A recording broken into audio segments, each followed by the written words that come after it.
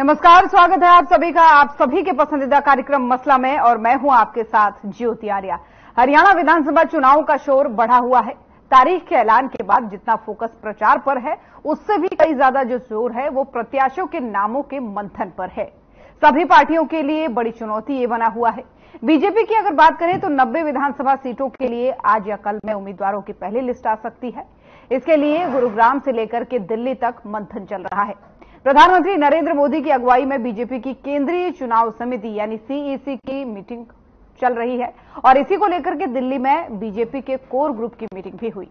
BJP के राष्ट्रीय अध्यक्ष जेपी नड्डा के घर पर इस मीटिंग में केंद्रीय गृह मंत्री अमित शाह, केंद्रीय मंत्री मनोहर लाल और हरियाणा के सीएम नायब सिंह सैनी भी मौजूद रहे। यहां उम्मीदवारों के नामों पर चर्चा हुई, जिसे केंद्रीय चुनाव समिति में रखा गया है। और सबसे बड़ी बात तो यह है कि निकलकर अभी ये बात सामने आ रही है, प्रदेश के चुनाव में कुछ सीटों पर आरएलडी के साथ गठबंधन भी बीजेपी कर सकती है। उधर कांग्रेस भी उम्मीदवार उतारने के लिए लगातार मंथन कर रही है। हरियाणा कांग्रेस की स्क्रीनिंग कमेटी की बैठक में लगातार 5 दिन तक चर्चा चलेगी, फिर आवेदनों को केंद्रीय चुनाव समिति में को भेजा जाएगा। लेकिन इस बीच कांग्रेस के प्रदेश चुनाव प्रभारी का बयान वायरल हो रहा है। दिल्ली में मीडिया से दीपक बाबरिया ने बातचीत करते हुए कहा कि चुनाव नहीं लड़ने वाला भी सीएम फेज बन सकता है। ऐसा नहीं है कि कुमारी सैलजा, रणदीप सुरजेवाला सीएम फेज नहीं है।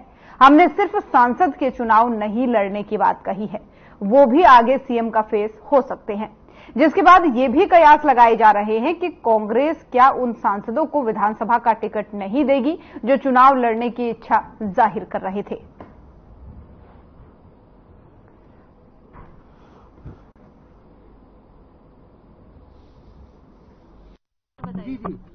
देखिए, केंद्रीय नेतृत्व को अवगत कराया है जो प्रदेश की टीम ने सारा, और अंततः जो है हमारे पार्टी में प्रजातांत्रिक पार्टी है, सारा सिस्टम नीचे जिला स्तर से ऊपर तक आता है, और अब केंद्रीय जो नेतृत्व है सेंट्रल पार्लियामेंट्री बोर्ड में वो फाइनल मोहर लगेगी। हरियाणा मांगे हिसाब कार्यक्रम को के माध्यम से बीजेपी की 10 साल की कुशासन का हिसाब किताब मांगने का हम लोग हमने काम किया। आईएनएलडी का गठबंधन, आईएनएलडी के बारे में तो क्या कहें। हरियाणा प्रदेश की जनता ये समझ चुकी है कि जेजेपी और आईएनएलडी दोनों वोट काटू पार्टी की हैसियत में आ चुकी है, क्योंकि इनकी भूमिका हमेशा से भाजपा के इशारे पर अपनी राजनीति करने की रही। पिछले 10 वर्ष हर मौके पे, हर मोड़ पे भाजपा के साथ ही खड़े दिखाई दिए।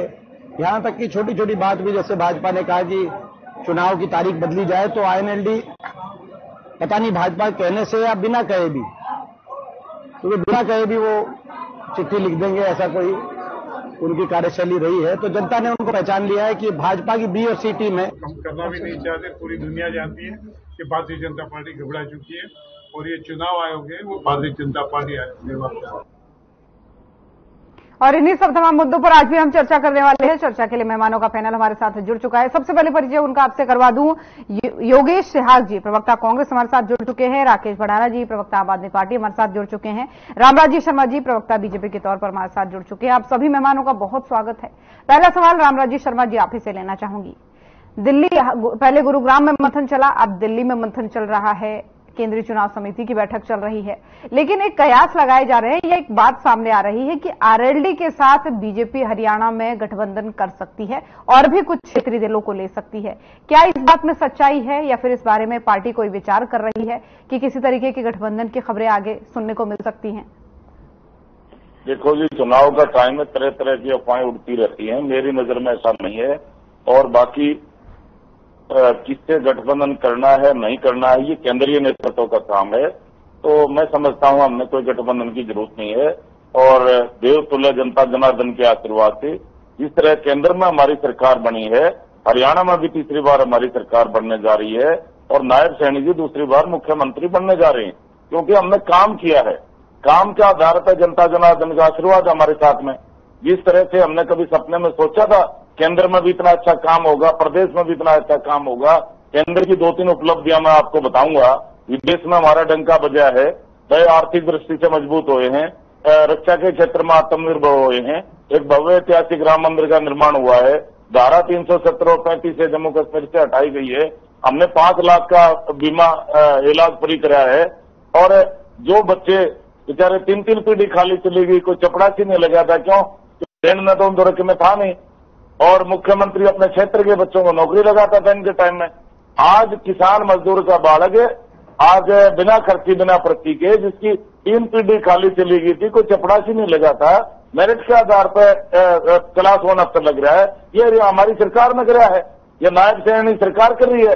और जिस तरह से हमने रोजगार दिया है बच्चों को, करीब 1,45,000 के करीब हमने रोजगार दिया है, वो भी मेरिट के आधार पर। ये अपना अपना उदाहरण है। इनके टाइम में क्या होता था, ये मुख्यमंत्री अपने क्षेत्र अपने खेतों को ठेकेदार अपॉइंट कर लेता था।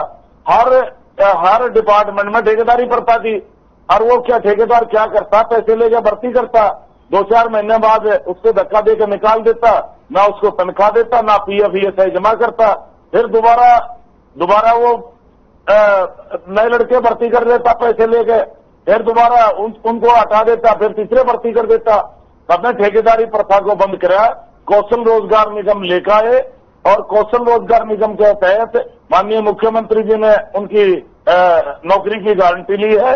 और जिस तरह से ये हमारी सरकार काम कर रही है, ऐसे ही किसानों के लिए पहले इनके टाइम में क्या होता था, सेक्शन 4(6) का नोटिस समा के किसान की जमीन सस्ते भाव में हड़प लेते थे, महंगे भाव में बिल्डर को बेच देते थे, और किसान को डरा धमका देते थे, क्योंकि नोटिस आते जाते उतर जाता था। आज हमारी सरकार में कोई बिना किसान की मर्जी के 1 इंच भी जमीन किसान की हड़प नहीं सकता, क्योंकि मुख्यमंत्री जी खुद किसान के बेटे हैं और उन्होंने किसानी करी है, वो किसान के साथ हैं। और जिस तरह से MSP पे ये हिसाब मांगने चले हैं, अरे पहले तो ये हिसाब दे दो, हमने 58 साल में OBC समाज से CM बनाया, आपने क्यों नहीं बनाया भाई? अगर अच्छा, ये सब तो ठीक है, ठीक है, ये आपका सवाल ठीक है, ये सवाल आप अक्सर करते रहते हैं कांग्रेस से। CM चेहरा बनाओगे, अगर नहीं बनाओगे तो इससे ये जाहिर होता है आप SC/BC समाज के विरोधी हो। दूसरा, आप हिसाब मांगने चले हो, आप ये हिसाब दो, सेक्शन 4(6) का नोटिस समा के सस्ते भाव में किसान की जमीन हड़प लेते थे, महंगे भाव में बिल्डर को बेच देते थे। ठीक है, मैं समझी बात को आपके, लेकिन आप ये जो बात कर रहे हैं ना कि सस्ते दामों में जमीन खरीद के महंगे दामों में बिल्डरों को बेच देते थे, अब इसी पर आज एक बहुत बड़ी खबर आई है कि ED का एक्शन होने वाला है। 834 करोड़ से भी ज्यादा की जो संपत्ति है वो कुर्क होगी इसी मामले में, जिसमें भूपेंद्र हुड्डा का नाम भी शामिल है। तो हम तो पहले ये बात कहते रहते थे, मैं तो हर टीवी डिबेट पर ये बात कहता हूं आपके सामने। और जिस तरह से अब हमारी सरकार ने किसानों के लिए किया, हम सारी फसलें MSP पे खरीद रहे हैं। इन्होंने ठीक, मैं आगे चर्चा करूंगी आपसे। 6,000 रुपए प्रधानमंत्री किसान के खाते में खाद बीज के डालते हैं, 2,000 रुपये मुख्यमंत्री जी ने अब की बार बारिश लेट हुई किसानों के खाते में डाले हैं, वो उसके लिए बोनस। मैं आगे चर्चा आपसे करूंगी इस बारे में, आपसे आगे चर्चा करूंगी, क्योंकि योगेश जी भी हमारे साथ बने हुए हैं। एक आध सवाल उनसे मैं ले लूं, फिर आपके पास लौटूंगी। योगेश जी, आवाज आ रही है मेरी? बिल्कुल आ रही है ज्योति जी। योगेश जी, सबसे पहले तो चुनावी तैयारियों के बारे में बताइए, क्या आपका मंथन चल रहा है? फिर मैं इस सवाल पर आऊंगी, क्योंकि बहुत बड़ी खबर सामने आई है ED वाली। क्या तैयारियां आपकी चल रही हैं? क्योंकि आपकी भी स्क्रीनिंग कमेटी की बैठक चल रही है, और अभी एक बयान सामने आता है बावरिया जी का, उस बयान पर भी जवाब दीजिएगा। बावरिया जी कहते हैं कि हम CM फेज के लिए मना नहीं कर रहे हैं, वो शैलजा भी हो सकती है CM फेज, वो रणदीप सुरजेवाला भी हो सकते हैं, लेकिन हम ये कह रहे हैं कि अभी जो सांसद हैं वो चुनाव न ले। तो क्या ये कहा जा सकता है कि चुनाव लड़ने से रोका जाएगा? क्योंकि बीते दिनों इच्छा जाहिर कर रही थी कुमारी शैलजा की मैं चुनाव लड़ना चाहती हूं। देखिए ज्योति जी, हर खबर के सभी दर्शकों को आपके माध्यम से नमस्कार, और सभी प्रवक्ता साथियों को राम राम। देखिए, जहां तक सवाल कांग्रेस पार्टी का है, एक कांग्रेस पार्टी का एक पैरामीटर होता है, वहां डेमोक्रेसी है। भारतीय जनता पार्टी में डिक्टेटरशिप सिर्फ मोदी जी और अमित शाह जी की डिक्टेटरशिप है, वो पूरा देश जानता है। इनके अमित शाह जी आते हैं और नायब सैनी जी को तीसरी बार अगर हमारी सत्ता आती है तो मुख्यमंत्री डिक्लेयर करके चले जाते हैं। तो देखिए, इनकी पार्टी की मैं पूछना चाहता हूं, अगर इनकी पार्टी की जो टिकट पे चुनाव लड़ेगा उसकी राय का क्या महत्व है? विधायकों की राय का कोई अगर महत्व ही नहीं है मुख्यमंत्री के चुनने में, फिर देखिए कहाँ का लोकतंत्र है। और जहां तक ये बात कह रहे हैं हमने ओबीसी को मुख्यमंत्री बनाया, ये बार बार ये बात रिपीट करते हैं। कभी भी इनके प्रवक्ताओं की डिबेट में देखता हूं, ये धर्म और जाति की बात हमेशा करते हैं। हम इन्हें ये बताना चाहते हैं, हमारी पार्टी किसान, मजदूर, कमेरा वर्ग की बात करती है, किसान की कोई जाति नहीं होती। मैं इन्हें बताना चाहता हूं, हम आपकी तरह ये नहीं है कि जाति का जहर फैलाएं। आप लोगों ने, मैं पूछना चाहता हूं, केंद्रीय मंत्री राव इंद्रजीत जी जो 2014 में आपको सत्ता में लेके आने का उनका अहम रोल था, फिर आप 19 में 75 पार का नारा लेकर आए, 40 पे सिमट गए, बहुमत भी साथ नहीं ले पाए। आज उनके साथ किस तरह की नाइंसाफी की जा रही है, मैं समझता हूं उन्हें न्याय नहीं दे पाई भारतीय जनता पार्टी। आज ये अफवाहें भी चर्चाएं हैं आज सोशल मीडिया पे कि उन्होंने भारतीय जनता पार्टी को ये साफ तौर पे कह दिया है, अगर मेरी बेटी को और अगर मेरे कहने से टिकटें नहीं दी तो मैं अपना फैसला लेने में सक्षम हूं। और आप देखिए, एक बहुत बड़ा मुद्दा तो 2014 में भारतीय जनता पार्टी लेके आई थी, भ्रष्टाचार का और परिवारवाद का। इन लोगों की एक, देखिए, हर बार एक बात स्पष्ट होती है कि हमारी पार्टी में परिवारवाद नहीं है। और मैं आपको बताना चाहता हूं ज्योति जी, इनकी जो मेरे सोर्सेज से जो खबर आ रही है, इस बार इनकी जो लिस्ट आएगी वो बड़ी ही चौंकाने वाली होगी, क्योंकि उसमें बहुत बड़े परिवारवाद की झलक नजर आएगी। उससे भी पता लग जाएगा कि भारतीय जनता पार्टी अपनी हार मान चुकी है। वो परिवारवाद की बात आपसे जोड़ के कहते हैं, आप उनसे जोड़ के कह रहे हैं। खैर ये अलग मुद्दा है, लेकिन मेरे सवाल का जवाब दीजिए। अलग नहीं है, आप समझिए, हमने कभी इस तरह की बात नहीं की। इन्होंने पार्टी विद द डिफरेंस हमेशा ये कहा है कि अगर एक समय में राजनीति में अगर कोई उस बाप अगर है तो उसका बेटा या बेटी राजनीति में विधायक या उसे सांसद की टिकट नहीं मिलेगी। और मैं इन्हें दावे से बता रहा हूँ, मैं हिसार क्षेत्र से आता हूँ, यहाँ सावित्री जिंदल जी ने तैयारियां खुले तौर पे शुरू कर दी है और उनके पुत्र जो है नवीन जिंदल जी सांसद है। और ये जो कहते हैं घोटाले, उनका कोयला घोटाले में नाम भी आया था, 10 साल में क्या हुआ, और उन्होंने इनको टिकट दे दी और अभी उनकी माता जी को टिकट देने जा रहे हैं। ये चलिए, ये लिस्ट आएगी ना, तब इस पर बात करेंगे। मैं समझ रही हूँ योगेश जी आपकी बात को, लिस्ट आएगी, फिर इसमें ये बहुत लंबी चर्चा का विषय होगा। लेकिन आप मेरे मेन सवाल का जवाब तो दीजिए, मेन सवाल का जवाब तो दीजिए, फिर मैं आगे बढ़ूँ ना और भी मैं हमारी पार्टी के सवाल पे आता हूँ। देखिए, जो अभी हमारे 3-4 महीने पहले चुनाव लोकसभा के हुए हैं, हमारी पार्टी की माननीय सांसद सीनियर लीडर है शैलजा जी, वो अभी लोकसभा से बहुत बड़े मार्जिन से सांसद चुनकर आई है और वो AICC की जनरल सेक्रेटरी है, एक बहुत बड़ा पद होता है और उत्तराखंड के प्रभारी है। और मैं आपको बताना चाहूंगा, आज भी बाबरिया साहब ने ये स्पष्ट कर दिया है कि पार्टी की रीति नीति ये है कि लोकसभा और राज्यसभा के सांसदों को चुनाव नहीं लड़वाया जा रहा, परंतु ये आवश्यक नहीं है कि सांसद मुख्यमंत्री नहीं हो सकता, ये कोई जरूरी नहीं है। वो फैसला विधायकों की राय, क्योंकि हमारे लोकतंत्र है, जो विधायक चुन के आएंगे वो अपना विधायक दल का नेता चुनेंगे, उनकी राय का महत्व है। फिर केंद्रीय नेतृत्व अपनी राय देगा। तो चुनाव करवाना ही पड़ेगा, फिर तो विधायकी का चुनाव लड़वाना ही पड़ेगा। नहीं, वो उसके बाद लड़ सकते हैं। नायब सैनी जी भी सांसद थे, उनको हमारे 2005 में हुड्डा साहब, कुछ जरूरी नहीं होता। विधायक अगर कहेंगे हमें, हमारा विधायक दल का नेता शैलजा जी हो या रणदीप सुरजेवाला जी हो, कोई भी नेता है, अगर दीपेंद्र हुड्डा जी हमारे विधायक दल के नेता हो, तो पार्टी को कोई ये नहीं है। पार्टी विधायकों की राय का महत्व देती है। ये नहीं है कि अमित शाह जी डिक्लेयर करके चले जाते हैं और जो हमारे मुख्यमंत्री नायब सैनी जी होंगे। और आप उसके बाद देखिए, इनकी कूट जो है, अब एक बात और तय हो गई है, इनके जो मुख्यमंत्री है नायब सैनी जी, वो करनाल क्षेत्र छोड़ के जा रहे हैं। और ये देखिए, उनकी कूट का नतीजा है कि आज जो खट्टर साहब और नायब सैनी जी के बीच में ठीक ठाक मामला नहीं चल रहा। देखिए, 3 महीने भी पूरे नहीं कर पाए, ये बड़े अफसोस की बात है। जो गुरु चेले की जो जोड़ी थी।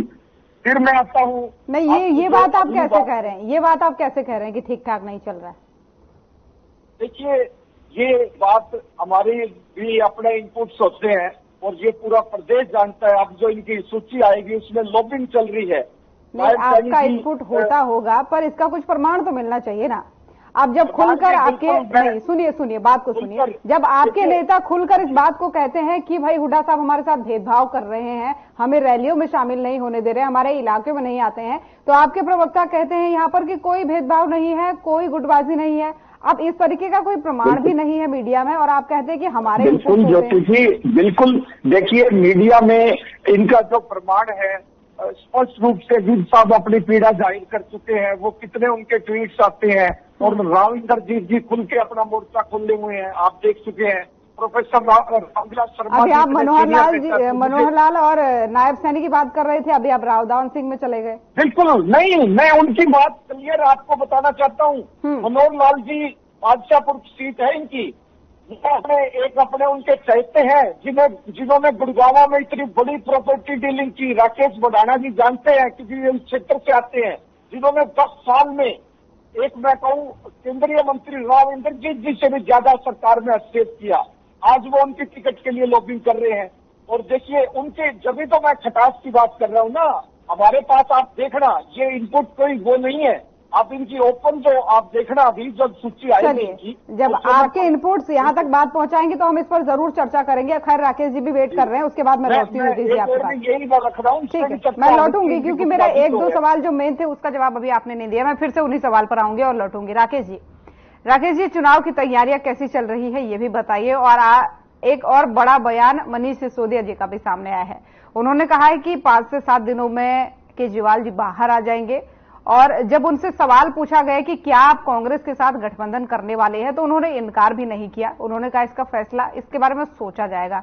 तो क्या वाकई में ये माना जाए कि कांग्रेस के साथ एक बार फिर से गठबंधन में लोकसभा के बाद विधानसभा चुनाव भी लड़ा जाएगा?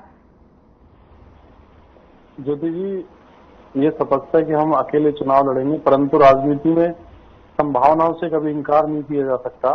संभावनाओं का राजनीति में बहुत ज्यादा प्रभाव रहता है। दूसरी बात ये कि आज हरियाणा में जो चाहे भारतीय जनता पार्टी की बात करें या कांग्रेस की बात करें या अन्य दलों की बात करें, सब अपने अपने तरीके से लगे हुए हैं और अपने टिकट वितरण में लग रहे हैं। परंतु हमारा एक सबसे अलग जो एक मामला है, हम नीचे जो हमारे कार्यकर्ता उनसे राय शुमारी करके ऊपर से नहीं थोपते हम किसी कैंडिडेट को, नीचे कार्यकर्ताओं से राय शुमारी करके जो कैंडिडेट बिल्कुल जिसपे कोई मुकदमा नहीं होगा, साफ छवि के लोग होंगे, पढ़े लिखे होंगे और जो सेवा करना चाहते हैं आम आदमी की तरह, हम उन्हें कैंडिडेट बनाएंगे।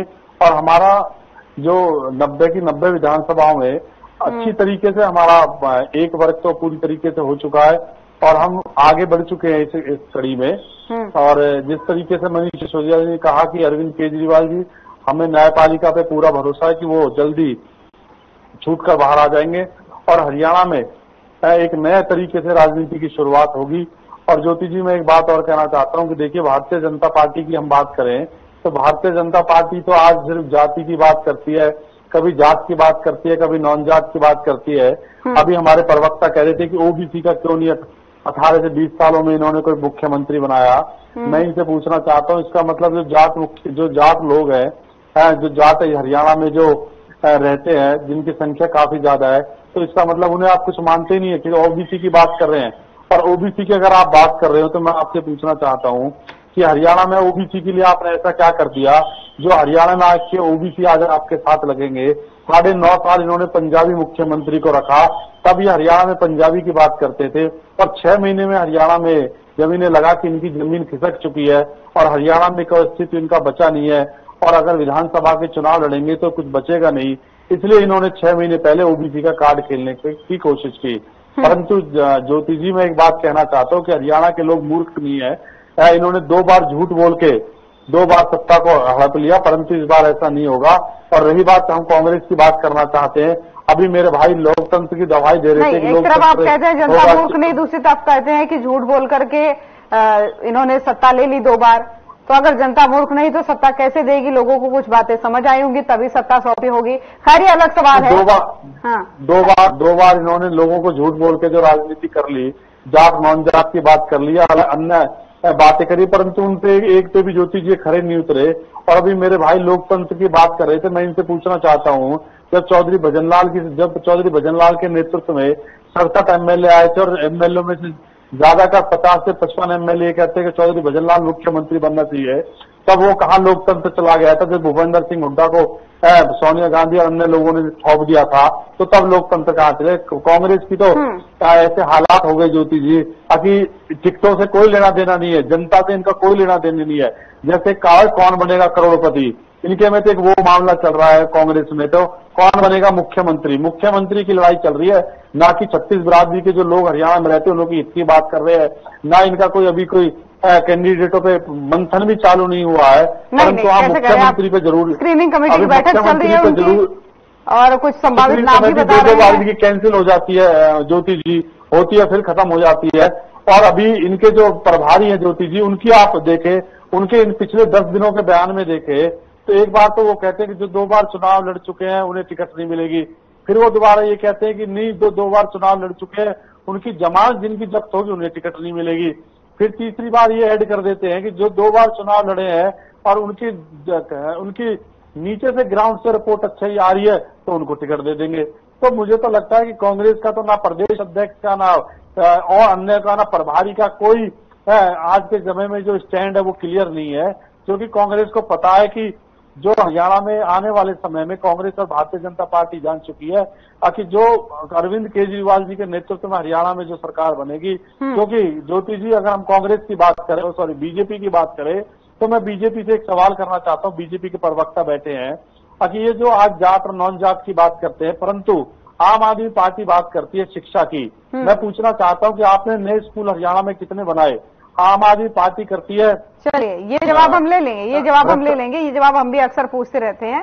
पहले लेकिन मैं योगेश जी आपसे जवाब चाहूंगी। यहाँ चर्चा चल रही है कि आप दोनों गठबंधन में चुनाव लड़ सकते हैं, वो कह रहे हैं कि आपकी कोई कार्यनीति ही नहीं है, आपके तो जो फैसले होते हैं, जो नियम होते हैं वो हर दूसरे दिन बदल जाते हैं। कभी आप कहते हैं 2 बार वाला चुनाव जो लड़ रहा है वो नहीं लड़ेगा, अब आप कहते हैं सांसद चुनाव नहीं लड़ेगा। तो ये जब आपको इनको आपकी नीति ही पसंद नहीं आ रही है, तो कैसे ये लोकसभा में गठबंधन बन गया, साथ में चुनाव लड़ लिया, और कैसे अब ये भी बातें सामने आ रही कि आप विधानसभा में भी साथ में लड़ने वाले हैं? हमारा इंडिया गठबंधन, देखिए ज्योति जी, लोकसभा में हमारा इंडिया गठबंधन पूरे राष्ट्रीय स्तर पर एक गठबंधन, सोच की बात हो रही है ना, वो सब ठीक है, हम समझ रहे हैं, वो पुरानी बात है, लोकसभा की बात थी, लेकिन सोच की बात हो रही है। हरियाणा में कोई भी हमारी कांग्रेस पार्टी को किसी दल की जरूरत नहीं है। हमारा गठबंधन सिर्फ जनता के साथ है और जनता मन बना चुकी है, जनता बदलाव के लिए तैयार है और कांग्रेस पार्टी 4 अक्टूबर को कांग्रेस पार्टी भारी बहुमत से सरकार बना रही है।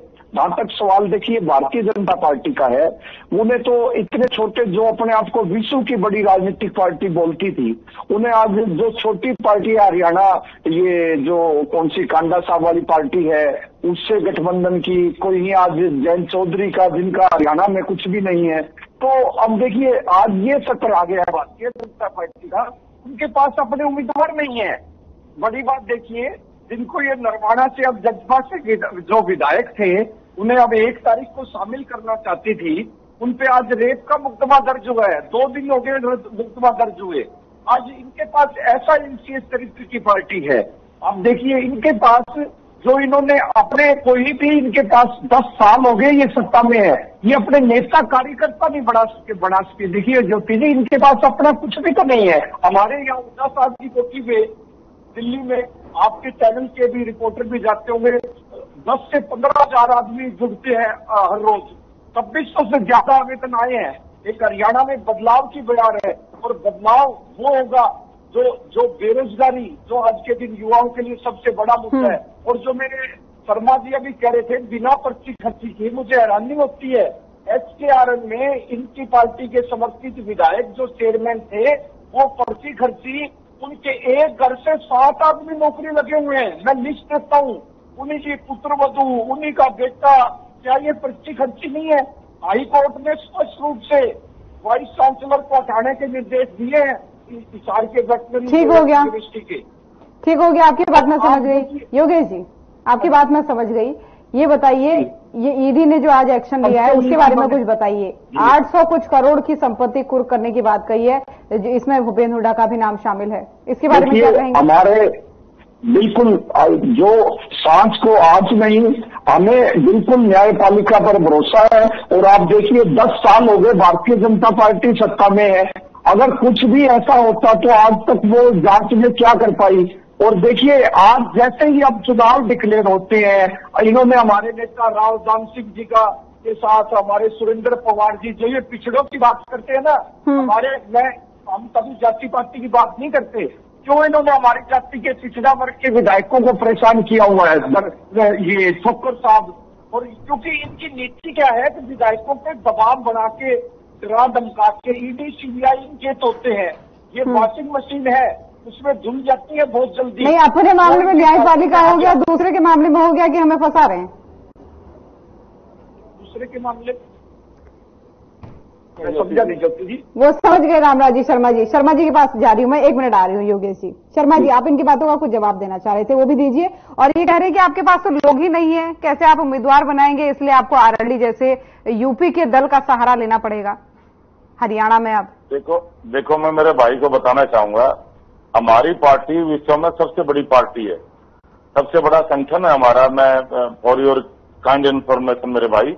दूसरा, ये जो ईडी का बारे में आरोप लगा रहे हैं, ईडी है, सीबीआई है, चुनाव आयोग है, ये सब इंडिपेंडेंट एजेंसियां हैं, ये किसी के अंडर काम नहीं करते। नहीं, पर चुनाव से पहले ही क्यों इसी के लिए तो वो आरोप लगाते हैं, वो कहते हैं कि ये बीजेपी के इशारे पर काम कर रहे हैं, सब चुनाव के पहले ही ठीक एक्टिव हो जाते हैं। देखो ऐसा है, जैसी करनी वैसी भरनी। अब केजरीवाल जी जेल में है, अब उनका पूरा मंत्रिमंडल जेल में है, इधर से ये भाई ने बताया भाई वहां छापे पड़े, भाई जो जैसे करेगा, भाई छापे खाली हाथ तो नहीं आए ना, कुछ न कुछ उनको लगा होगा, कोई इनपुट मिले होंगे। तो मैं इसके बारे में ज्यादा नहीं बोलना चाहूंगा, इतना ही कहूंगा भाई ये इंडिपेंडेंट एजेंसियां हैं, ये अपना काम करी हैं, और ये इनकी भी सरकार रही है, इन्होंने भी देखा होगा, तो ये किसी के अंदर काम नहीं करती, तो ये तो इंडिपेंडेंट एजेंसियां हैं। जैसे चुनाव आयोग में है, हमने तारीख उठाने की बात की थी, हमने रिक्वेस्ट किया था, लेकिन वो इंडिपेंडेंट एजेंसियों ने नहीं बढ़ाई। तो लेकिन इन इंडिपेंडेंट एजेंसियों पर क्यों विपक्ष भरोसा नहीं कर पा रहा है, ये भी तो बड़ा सवाल है ना। इनकी बारे में मैं आपको बताऊं, पहले तो ये ईवीएम के बारे में भी क्या करते, जहां ये चुनाव जीत जाते हैं वहां तो मशीनें ठीक हैं, जहां ये चुनाव हार जाते हैं वहां मशीनें खराब हैं, मशीनों में गड़बड़ कर रखी है। तो ये तो कुछ भी कहते, झूठ बोलने में और नौटंकी करने में तो माहिर हैं। जिस तरह से इन्होंने झूठ बोल के ये वोट हथिया लिए लोगों के, इतना बवंडर रख दिया, इतना शोर मचा दिया, संविधान बदला जा रहा है, संविधान बदला जा रहा है, संविधान बदला जा रहा है, आरक्षण खत्म किया जा रहा है, आरक्षण खत्म किया जा रहा है, झूठे गारंटी कार्ड भेज दिए, वहां पर बहनों के खाते मारे 1 लाख रुपये, 8,500 रुपये, वहां मेला लग गया इनके दफ्तरों के आगे। और ये खटाखट फटाफट, ये खटाखट वो फटाफट वाले भागे फिर रहे हैं, बहने पीछे पीछे दौड़ रही है। जनता इनकी बहकाई मारने वाली नहीं है, जनता जाग चुकी है। ओबीसी के लिए किया क्या है, ये आम आदमी पार्टी का सवाल था। दूसरी बार हमारी सरकार बनने जा रही है, नायब सैनी जी दूसरी बार मुख्यमंत्री। उसके लिए 1 महीने का इंतजार है, ये सुनिए, वो बात की बात है। पहले आम आदमी पार्टी वाले जो सवाल कर रहे थे उसका जवाब दे दीजिए कि ओबीसी से लड़ रहे हैं आप, लेकिन ओबीसी के लिए आपने किया क्या है, ये तो बताइए। ऐसा है, आम आदमी पार्टी तो हरियाणा की विरोधी है, ये एक बार गांव में जाकर वोट तो मांगो, इन्हें पता चल जाएगा।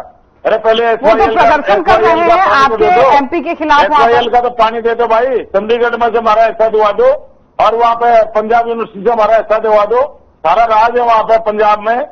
और वहां पे आपके केजरीवाल जी हरियाणा के लाल, हरियाणा का लाल ये कहता फिर रहा था पंजाब में, तो ये कह रहा था भाई एक बूंद भी पानी हरियाणा को नहीं मिलेगा। और दिल्ली में जाकर क्या कहता है, हरियाणा पानी नहीं देता भाई, हरियाणा पानी नहीं देता। अरे हरियाणा के लाल, हरियाणा पानी लाओगा कहां से, तो बता दे। और तू हरियाणा के लाल एसवाईएल का पानी दिला दे ना, हमने चंडीगढ़ से हमारा हिस्सा दिला दे, पंजाब यूनिवर्सिटी से हमारा हिस्सा दिला दे। तेरा राज है वहां पे, तो पार्टी का मुखिया है। हरियाणा का लाल तो जब साबित होगा जब हरियाणा जिस दिन आएगा उस पर चर्चा करेंगे, ठीक है। शर्मा लोग तो इंतजार कर रहे हैं, एक बार ये जाओ, एक बार गामा में जाकर और वोट मांगे। लोग इनका इंतजार कर रहे हैं, इनका ना ये 3 में ना 13 में, ये वहां पे एमपी चुनाव में दिल्ली में 0 हो गए, साफ है, हरियाणा में साफ है। नहीं, कुछ खबरें आ रही है, कुछ खबरें आ रही है कि कांग्रेस के साथ गठबंधन कर रहे हैं, फिर क्या बीजेपी की मुश्किलें नहीं बढ़ेंगी? क्या जी? कुछ खबरें ऐसी भी आ रही है कि कांग्रेस के साथ फिर गठबंधन कर सकती है इस चुनाव में आम आदमी पार्टी, तो फिर क्या मुश्किलें कांग्रेस बीजेपी की नहीं बढ़ेंगी? हमने पहले भी बताया था, ये गठबंधन नहीं था, गठबंधन था। इनका आपस में लट बच गया था, अब फिर लट बच जाएगा। हमारी पार्टी के ऊपर कोई असर पड़ने वाला नहीं है, क्योंकि देवतुल्य जनता जनार्दन के आशीर्वाद से तीसरी बार हमारी सरकार केंद्र में बन गई है। और इसी तरह हरियाणा में भी एक प्रथा रही है, एक इतिहास रहा है हरियाणा का। जो पार्टी केंद्र में सत्तासीन होती है, उसी पार्टी को हमारी देवतुल्य जनता जनार्दन सत्तासीन करती है। वो देखने वाली बात होगी। शर्मा जी प्लीज, समय की थोड़ा सा कमी है, समय की कमी है। योगेश जी पहले छोटा सा रिएक्शन दीजिए, उसके बाद राकेश जी आपके पास आ रही हूँ। योगेश जी कुछ कहना चाह रहे थे बीच में। ज्योति जी, हरियाणा की जनता पूरी तरह से तैयार है, और जहां तक चुनाव आयोग का इन्होंने बड़ा प्रयास किया कि, क्योंकि देखिए अपनी हार मान चुके हैं, छुट्टियों का बहाना लोग तो चुनाव का इंतजार कर रही थी हरियाणा की जनता बेसब्री से, कब चुनाव आए और इस भाजपा से हमें छुटकारा मिले। जो इनका कुशासन था वो 9.5 साल तक खट्टर साहब ने जो हरियाणा को पीछे धकेल दिया, फिर इन्हें जब ये रिपोर्ट लगी, सर्वे रिपोर्ट, और कि खट्टर साहब ने तो नाश कर दिया हरियाणा का, तो इन्होंने लोकसभा चुनाव के मद्देनजर अपना मुख्यमंत्री बदला रातों रात, और देखिए कितना इन्होंने एक प्रयास किया। फिर उसके बाद उन्होंने जितनी झूठी घोषणाएं की, एक भी इम्प्लीमेंट नहीं हुई। 1 महीने में जो सरपंचों को इन्होंने लाठियों से पीटा, उन्हें भ्रष्टाचारी बताया, और फिर कहते हैं कि हम 21 लाख देंगे। पोर्टल की सरकार चलाई, लाइनों में लगा दी इन्होंने जनता को, और किसानों की 750 किसानों की शहादत वो हरियाणा कभी भूल नहीं सकता। और आज भी इन्होंने उनके जख्मों को हरा कर दिया, जब इनकी सांसद कंगना रनौत किसानों के बारे में कितनी अभद्र टिप्पणी करती है, मुझे हैरानी होती है। और इनकी पार्टी आज भी चुप है, उन्हें ना कोई नोटिस दिया, ना कोई पार्टी से बाहर का रास्ता दिखाया। इनका क्या स्टैंड है? ये बयान उसका निजी नहीं था। भारतीय जनता पार्टी इसी तरह का खेल करती है। पहले इन्होंने राजकुमार सैनी को छोड़ रखा था हरियाणा में, जो दंगे करवाने के लिए, जहर उगलने के लिए, लेकिन हरियाणा की जनता, किसान, मजदूर, कमेरा वर्ग, यहाँ जाति पाति नहीं है शर्मा जी। और आप अच्छा, एक बहुत सिंपल सा सवाल मैं करना चाह रही हूँ, ठीक है, एक बहुत सिंपल सा सवाल योगेश जी आप ही के लिए, उसके बाद में राकेश जी आ रही हूँ। देखिए, जो क्षेत्रीय पार्टियां हैं हरियाणा में, चाहे जेजेपी हो चाहे इनेलो हो, खासकर इनेलो की मैं बात कर रही हूं, वो हर डिबेट में ये कहते थे कुछ दिनों पहले तक कि हुड्डा साहब बीजेपी के साथ मिले हुए हैं, अगर किसी दिन भी थोड़ा इधर उधर हुआ तो ईडी उनकी फाइल खोल देगी, यानी बीजेपी उनकी फाइल खुलवा देगी, और चुनाव से पहले ये होना ही होना है। अब इस तरीके की बात सामने आती है तो फिर क्या कहा जाए, बताइए। देखिए ज्योति जी, आज जो है सभी जगह स्पष्ट है। जैसे ही इन्होंने चुनाव आयोग से तारीख एक्सटेंड करने की अपनी दरखास्त दी, उसके बाद आप देखिए तुरंत 10 मिनट बाद इनेलो पार्टी की यही डिमांड आ जाती है कि तारीख बढ़ाइए। और आप इनका जो स्टैंड है बिल्कुल क्लियर है, इनका फ्रेंडली मैच चल रहा है जजपा इनेलो। खुद इनके नायब सैनी जी, परसों उनकी वीडियो वायरल हुई है, उन्होंने स्पष्ट कहा है, अरे जज्बा वालों कुछ तो करो, तुम कुछ तो आगे बढ़ो। मतलब ये चाहते हैं कि ये वोट काटो, कुछ तो आगे बढ़े। लेकिन मैं आज ज्योति जी आपके चैनल के माध्यम से मैं हरियाणा शर्मा जी अपनी बारी आप नहीं सुनाई देंगे अभी लोगों को। मैं साधुवाद देता हूँ हरियाणा की जनता को। उन्होंने लोकसभा चुनाव में जो जनता ने जो बम्पर वोटिंग करके भारतीय जनता पार्टी के खिलाफ किसान, मजदूर, कमेरा वर्ग, दलित वर्ग और सभी समाज ने दिखा दिया कि भारतीय जनता पार्टी के वोट काटुओं के जाते में हम नहीं आएंगे। तो ये चाहते हैं कि वोट काटने वाले कुछ हमें फायदा पहुंचा दे। आज इनके पास ये स्थिति है, भारतीय जनता पार्टी के पास ज्योति जी अपने उम्मीदवार नहीं है। इनके एक उम्मीदवार है जो टोहाना से मैं बताता हूँ, देवेंद्र बबली जी। वो मतलब कभी तो उधर जा रहे हैं, कभी इधर जा रहे हैं। इनकी मतलब कम से कम 10 उम्मीदवार तो इनके ऐसे हैं जो मतलब इन्हें मिल नहीं रहे उन सीटों पे। मैं दावों से ये बात कह सकता हूँ, ये कितनी दुर्भाग्य की बात है। अब उम्मीदवार मिल रहे नहीं मिल रहे हो तो जब लिस्ट आएगी तभी पता चलेगा। खैर योगेश जी यहाँ पर रोक रही हूँ आपको। राकेश जी, जब आप दोनों के सवालों का दीजिएगा, दोनों ने जो आरोप लगाए थे उसका भी जवाब दीजिएगा। राकेश जी। ज्योति जी, बीजेपी का तबाह हो गया है, खिस्सानी दिल्ली खंबा नाचे और चोर मचाए शोर, ये दोनों बातें भारतीय जनता पार्टी के से बिल्कुल फिट बैठती है हरियाणा में। और ये मैंने ऐसे नहीं कहा, मैंने कहा कि खिस्सानी दिल्ली खंबा नाचे, इसका अर्थ ये है कि भारतीय जनता पार्टी के जो नेता, कार्यकर्ता और प्रवक्ता इस सत्ता के लिए इतने बिलबिला रहे हैं कि झूठे आरोप किसी भी पार्टी पे लगा सकते हैं। मैं इनसे एक बात क्या पूछना चाहता हूं, 15 अगस्त के दिन भारतीय जनता पार्टी के देश के जो प्रधानमंत्री हैं नरेंद्र मोदी जी ने लाल किले से कहा था कि परिवार में जो टिकते हैं, परिवारवाद की राजनीति अन्य पार्टियां करती है, हम परिवारवाद की राजनीति खत्म करना चाहते हैं। मैं इनसे पूछना चाहता हूं कि आज हरियाणा में हरियाणा की सत्ता के लिए ये तीसरी बार सरकार बनाने के लिए इतनी जो प्रधानमंत्री जी ने कहा उसको भी इन्होंने दरकिनार कर दिया, और हरियाणा में जो नेता है उनके रिश्तेदारों को, चाहे विधायक और एमपी के बेटों को, रिश्तेदारों को ये टिकट देना चाहते हैं।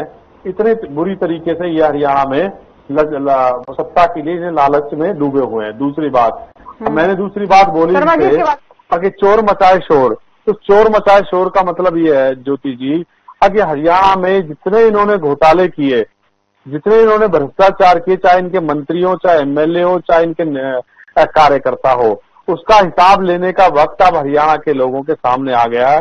और इन्हें पता है कि जिस तरीके से आज हरियाणा में 36 बिरादरी के लोग इनके खिलाफ हो गए हैं, गांव में लोकसभा में इन्हें घुसने नहीं दिया, और आज हरियाणा में जो हालात इनके बन गए हैं, ताकि हालात ऐसे बन गए कि इन्होंने 9.5 साल में जिस खट्टर साहब के नाम पे ये हमेशा गाया करते थे विकास पुरुष, खट्टर साहब ने इतने विकास करा दिए, खट्टर साहब के नेतृत्व में हम चुनाव कराएंगे, ये कराएंगे, उन खट्टर साहब को 9.5 साल में इन्हें बदलना पड़ा, क्योंकि इन्हें पता था ज्योति जी कि खट्टर साहब के नेतृत्व में अगर लोकसभा या विधानसभा के चुनाव होंगे तो इन्हें भूखी खानी पड़ेगी। आज सैनी साहब की बात करते हैं, उन्हीं मनोहर लाल जी को जब केंद्र में इतनी बड़ी जिम्मेदारी दी जाती है तो उस पर कोई टिप्पणी नहीं होती है।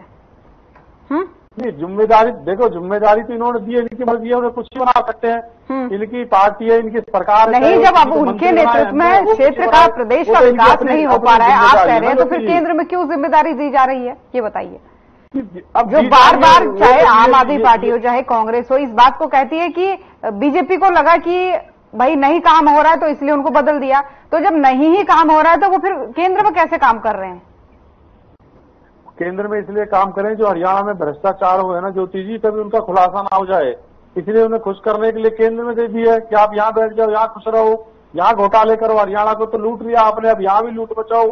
ये तो इनकी पॉलिसी है ज्योति जी, पूरा देश जानता है, हरियाणा जानता है, परंतु खैर मैं इनकी बातों पर नहीं आना चाह रहा, क्योंकि सटीक जवाब तो नहीं हुआ राकेश जी, खराब करना ठीक नहीं है ज्योति जी। मैं तो सिर्फ एक बात कहना चाहता हूँ ज्योति जी, आज हरियाणा के जो लोग हैं, जो 10 साल का शासन चाहे कांग्रेस ने किया हो चाहे भारतीय जनता पार्टी ने किया, दोनों ने 10-10 साल शासन किया। मैं इन दोनों से मेरे एक सवाल है कि इन्होंने शिक्षा पे क्या काम करा। आज हरियाणा में ऐसे हालात हो गए जो सरकारी स्कूल थे ज्योति जी, 70% वो बंद हो गए हैं, और 70% से ज्यादा उनकी बिल्डिंगें ऐसी हो गई कि जो झज्जर पड़ी हुई है कभी भी गिर सकती है। चलिए ठीक है, मैं समझ गई बस रोक रही हूँ आपको थोड़ी सी देर के लिए। काम करा, ठीक है राकेश जी, थोड़ी सी देर के लिए रोक रही हूँ। छोटा सा जवाब इस पर योगेश जी अपना रिएक्शन दे रहे हैं, 2 लाइन का रिएक्शन दीजिएगा, उसके बाद शर्मा जी मैं आपके पास आ रही हूँ। बिल्कुल जी, वो मैं उसका जवाब देता हूँ। जो खट्टर साहब और जो मोदी जी है, ये आरएसएस की में एक साथ इन्होंने काम किया हुआ है, और इसलिए मुख्यतः इनका कारण क्या था, जब मोदी जी के पास ये इनपुट्स गए कि हरियाणा में इन्होंने नाश कर दिया है, घोटालों की सरकार चलाई है, तो देखिए केंद्र में उन्हें इतना तो रिगार्ड करेंगे ना, मंत्री तो रखेंगे। उन्होंने स्मृति ईरानी को रखा, कंगना रनौत जी को सांसद बनाया, तो जो उनके नजदीक है उनको तो मौका देंगे पार्टी। और अभी भी मैं आपको बता रहा हूं कि यही उनकी चल रही है। ये आज जो है आक्षेप मनोहर लाल जी आज भी उसमें हरियाणा में इंटरफेयर करना चाहते हैं, लेकिन अब उन्हें जो मैं अभी जो खटास की बात बता रहा था, अब नायब सैनी जी और इनके बीच में इतनी खटास बढ़ गई है कि इनकी टिकटों पे अलग अलग गुट बन गए हैं।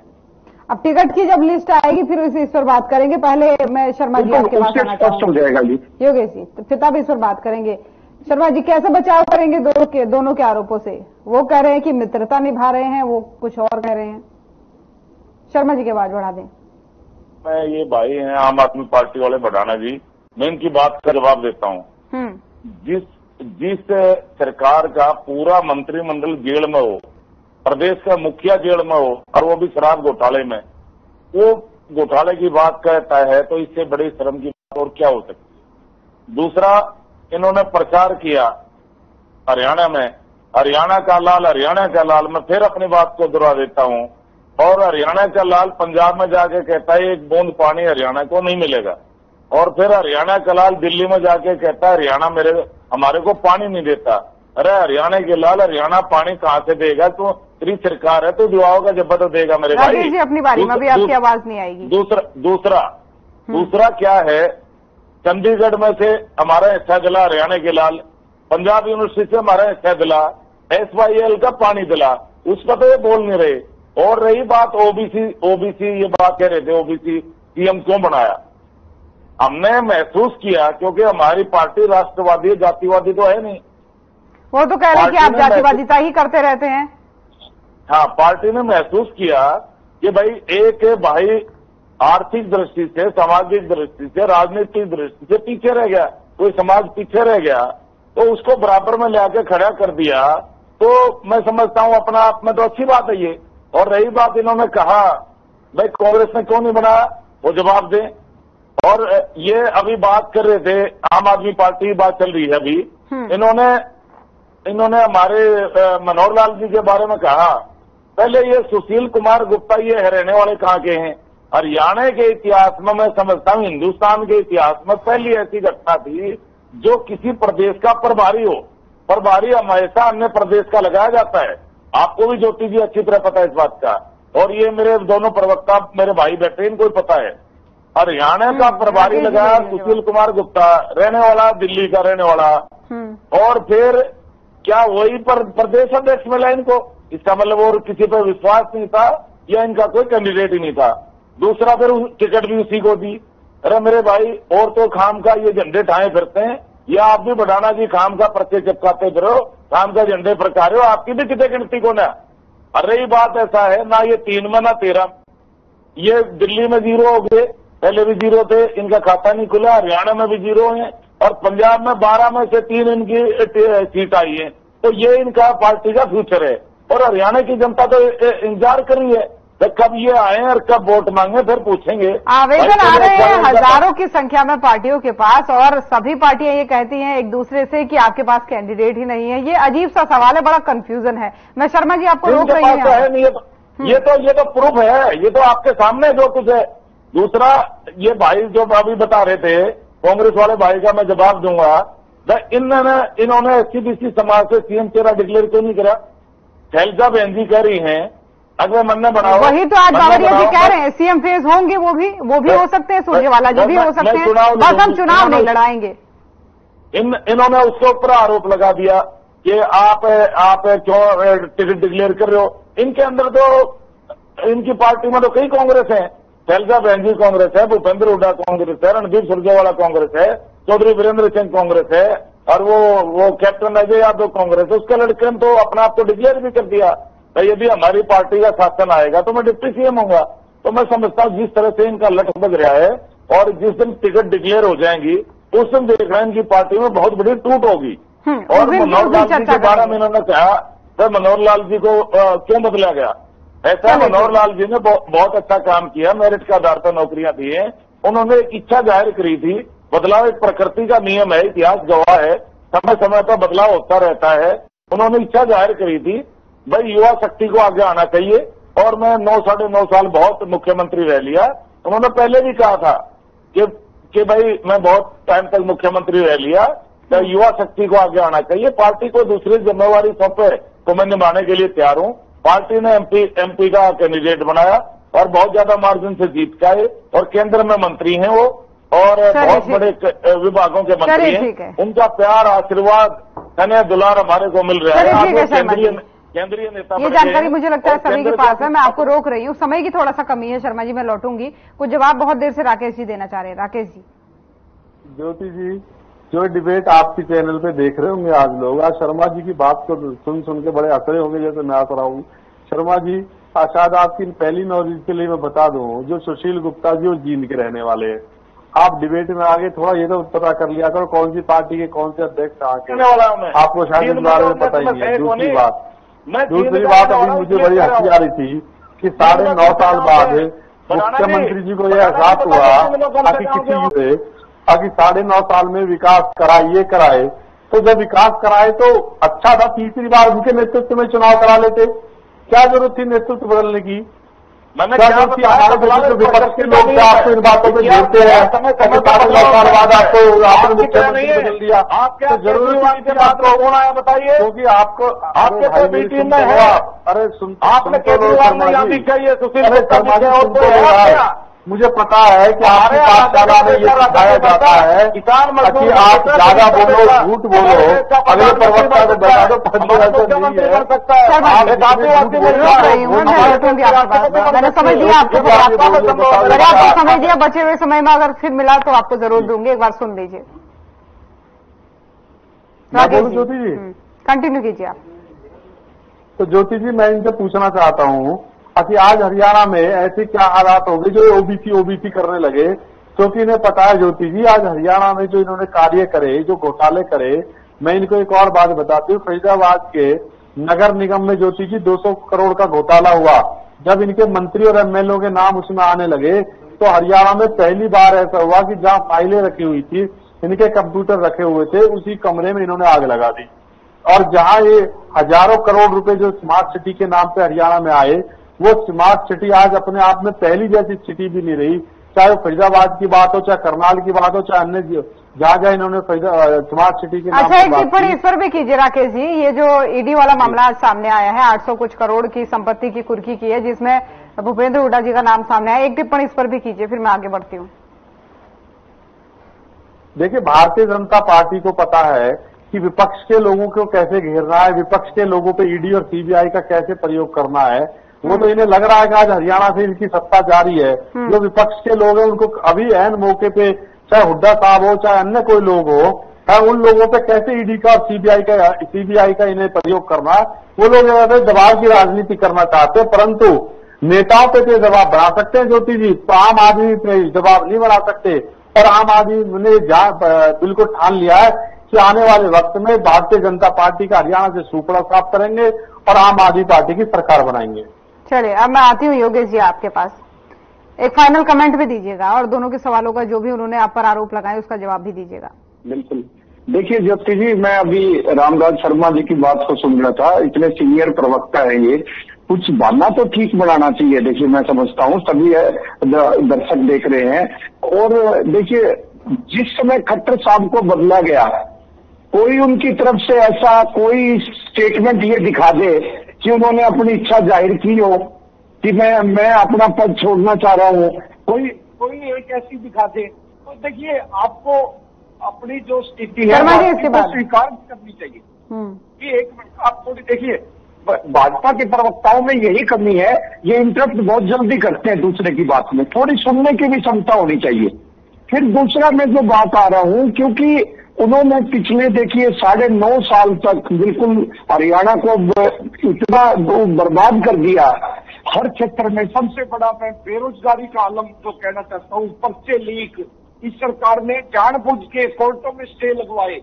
और देखिए सोशो इकोनॉमिक का जो 5% का, इन्हें ये नहीं मालूम, उसके लिए आयोग गठित किया जाता है, उसकी रिपोर्ट आती है, इनकी सुप्रीम कोर्ट में वो डिसमिस हुई है सेल्फी। और आप देखिए कितने नौजवान जिनके घर में तवे नहीं चढ़े, वो आंसू है, जो 5-5 साल जिन्हें काम करते हुए नौकरी लगे हो गया था, उन्हें हटाया गया है।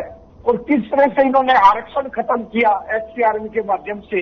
ये कहते हैं ये संविधान, ये बदलने की इनकी जो मंशा है वो जाहिर है, पक्की भर्ती नहीं करना चाहते।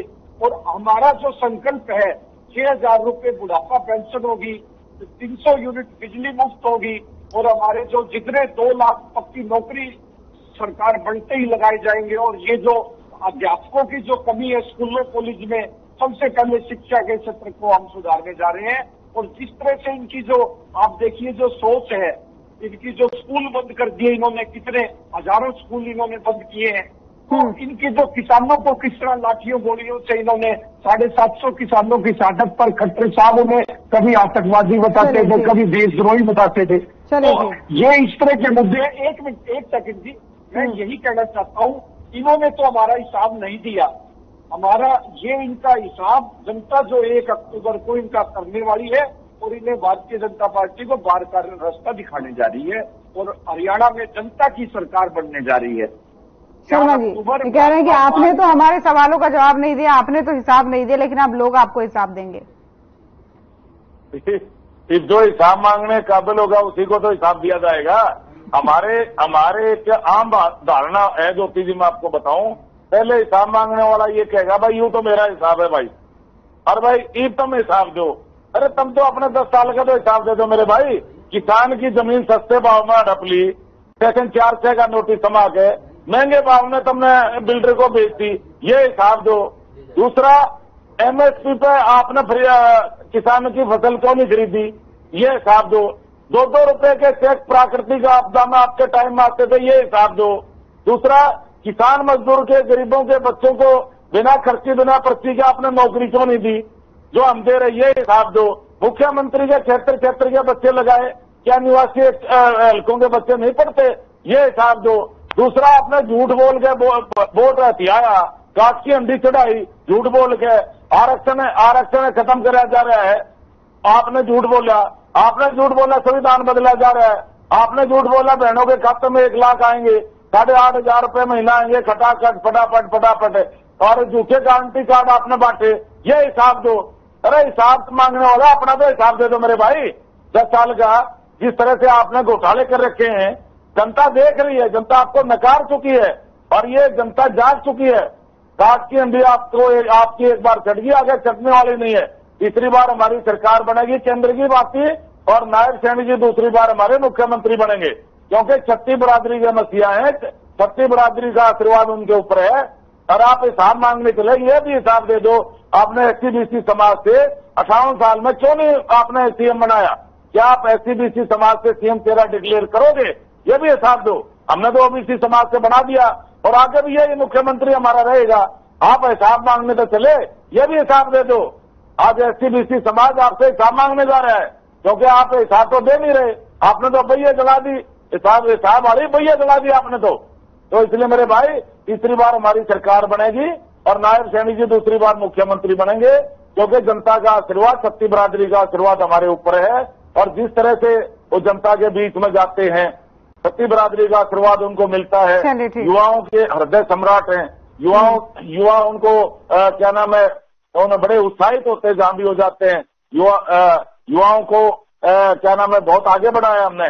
सबसे ज्यादा रोजगार हमारी सरकार ने दिया, हम युवा हितैषी हैं। महिलाओं का सम्मान हमने किया, हम महिला हितैषी हैं। ये जो लड़की हूं लड़ सकती हूं, ये वहां पे क्यों नहीं गई जहां पे एक डॉक्टर बिटिया कलकत्ता में जिसके साथ गैंगरेप करके बुरी तरह से इतनी घिनौनी हरकत करी, क्यों नहीं गई। शर्मा जी रोक रही हूँ, एक छोटा सा जवाब देना चाह रहे हैं योगेश जी आपकी बात का। योगेश जी देखिए, बार बार शर्मा जी जो जात पात की बात करते हैं, वो पूरा प्रदेश सुन रहा है और देख रहा है। अगर हम जाति की बात करें तो अब कांग्रेस पार्टी की ये रीति नीति मेरे नहीं रही है कभी भी। हम छत्तीस बिरादरी के मान सम्मान की बात करते हैं, और मैं इन्हें बताना चाहता हूँ, हमारे 20 साल से अब क्या किया ओबीसी समाज के लिए बात की बात है, सीएम चेहरा डिक्लेयर क्यों नहीं किया, ये अभी चर्चा का विषय नहीं है। खैर ये जो सब जनता डिसाइड करेगी। बहुत धन्यवाद आप सभी मेहमानों का हमारे साथ इस खास चर्चा में जुड़ने के लिए। तो चुनाव नजदीक हैं, 1 महीने से भी कम का समय है, और अब ऐसे में पार्टियां जो है वो लगातार उम्मीदवारों के नाम पर मंथन कर रही है। गुरुग्राम से लेकर हरियाणा से लेकर दिल्ली तक ये मंथन लगातार जारी है, किसको टिकट दिया जाएगा। फिलहाल आज के मसले में इतना ही। नमस्कार।